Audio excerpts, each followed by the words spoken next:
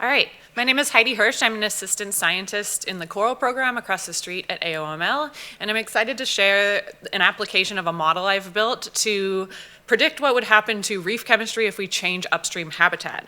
So I've built a model that is trained on the South Florida ecosystem restoration data on this map on the left, those blue points. And the response variables that I'm predicting are total alkalinity and dissolved inorganic carbon, or DIC. The first thing that goes into this model is our end member or source water chemistry. This is our starting point. And then we bring in habitat cover to get an idea of the functional groups that might be metabolically changing that water mass as it's moving. Local hydrodynamics determines the effect these habitat groups have on the water, both in where the water actually goes and how long it spends in each habitat. And then we bring in environmental parameters like light, temperature, salinity, and nutrients to further explain the variability that we're seeing. There are many sources of water to the reefs of the Florida Keys, and so we need to spatially constrain where the water is coming from that we are measuring at each station.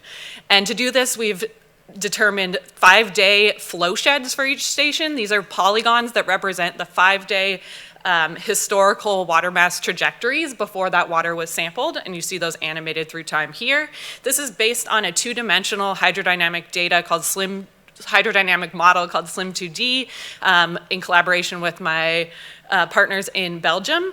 And the resolution is quite high. So here we're looking at a reef called Chica Rocks, and we can see that there's high resolution mesh grid here on the reefs. And just to put that in context, a lot of our other physical models use a 3-kilometer grid cell, and so we're getting a lot more resolution.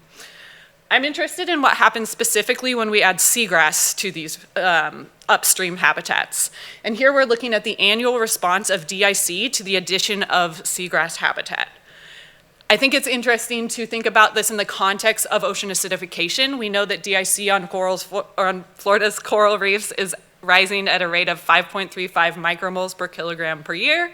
And so we can use that rate to translate our sensitivities into the number of hectares needed to offset that ocean acidification signal on the reefs.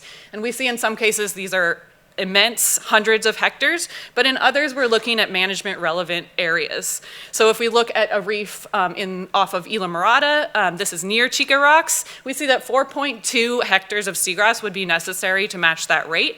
And given the flow sheds that we have for this station in that spatial context, we can start looking at the spatial sensitivity to habitat addition. So the darker areas are where that seagrass habitat would have more of an effect. So I want to leave you with some key take-homes. First, upstream seagrass beds and other photosynthetic habitats are a viable mechanism to offset ocean acidification.